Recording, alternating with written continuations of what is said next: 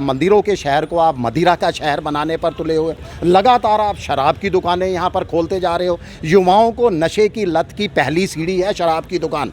युवा सबसे पहले, और वो शराब की दुकान आपने उनके डोर स्टेप पर मुहैया करवाते जा रहे हो लगातार। पहले आप बच्चों को, युवाओं को नशे की लत लगवाते हो, उसके बाद आप नशा मुक्ति केंद्र खोलते हो।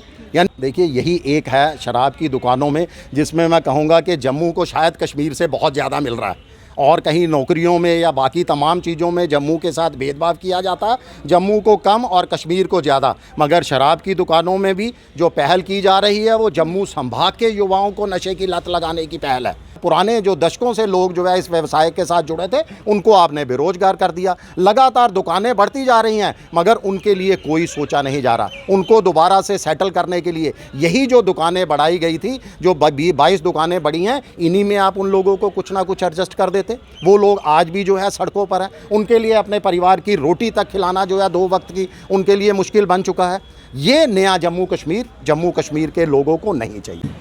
नमस्कार, आप देख रहे हैं व्यू स्टूडियो। मैं हूँ रूहानी। जहां जम्मू कश्मीर तीसरे पायदान पर आया है बेरोजगारी में, तो वहीं जम्मू कश्मीर प्रशासन को अब ये सूझी है कि यहाँ पर 22 दुकानें जो है शराब की खोली जाएंगी, अतिरिक्त दुकानें खोली जाएंगी। वो कश्मीर में आंकड़ा कम है। मेरे साथ मनीष जी हैं। लगातार शराब की जो नीति आती रहती है उसका विरोध करते रहे हैं, लेकिन अब 22 अतिरिक्त दुकानें खोलना किस तरह से युवाओं पर एक बड़ा प्रहार मानते हैं? क्या लगता है कि 22 अतिरिक्त दुकानें जम्मू के पाले में? देखिए, बहुत दुर्भाग्यपूर्ण है। जम्मू कश्मीर जिसने उम्मीद जगाई थी 5 अगस्त 2019 को कि यहाँ विकास होगा, बड़े बड़े निवेश आएंगे, लोगों को, हमारे युवा जो जगह जगह सड़कों पर प्रदर्शन कर रहे हैं, नौकरियाँ मांग रहे हैं, उनको कुछ राहत महसूस होगी। मगर उस समय जनता ने ये नहीं सोचा था कि यहाँ मंदिरों के शहर को देखिए। जम्मू की क्या पहचान होती थी? यहाँ अलग अलग हर गली मोहल्ले में, हर चौराहे पे, जगह जगह हर 10 से 20 मीटर के बाद मंदिर बने हुए हैं। तो यहाँ पवित्र माता वैष्णो देवी का दरबार है। कश्मीर के अंदर हम चले तो पवित्र भोले बाबा की पवित्र गुफा है, अमरनाथ का दरबार है यहाँ पर। तो इस जगह पर आप मंदिरों के शहर को आप मदिरा का शहर बनाने पर तुले हुए, लगातार आप शराब की दुकानें यहाँ पर खोलते जा रहे हो। युवाओं को नशे की लत की पहली सीढ़ी है शराब की दुकान। युवा सबसे पहले, और वो शराब की दुकान आपने उनके डोर स्टेप पर मुहैया करवाते जा रहे हो लगातार।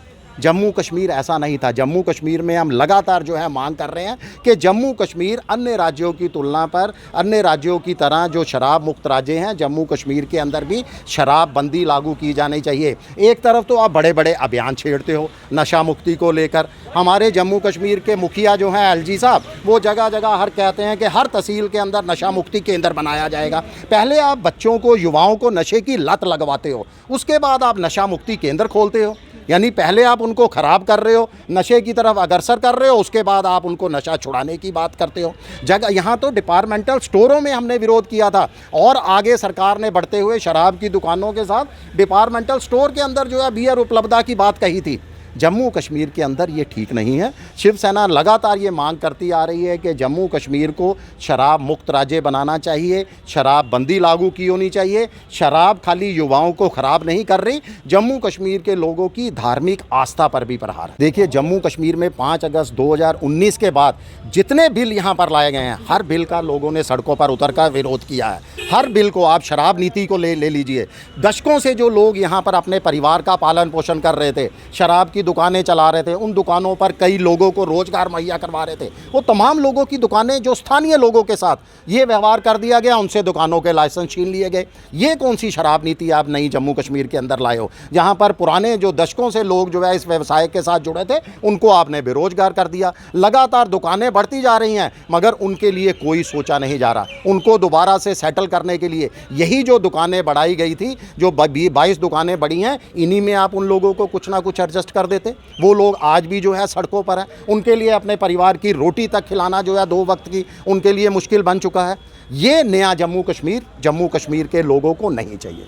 बड़ा सवाल ये है कि कश्मीर में हमेशा आंकड़ा कम होता है और जम्मू में आंकड़ा ज़्यादा होता है। विरोध तो दोनों जगह होता है, तो ये भेदभाव क्यों?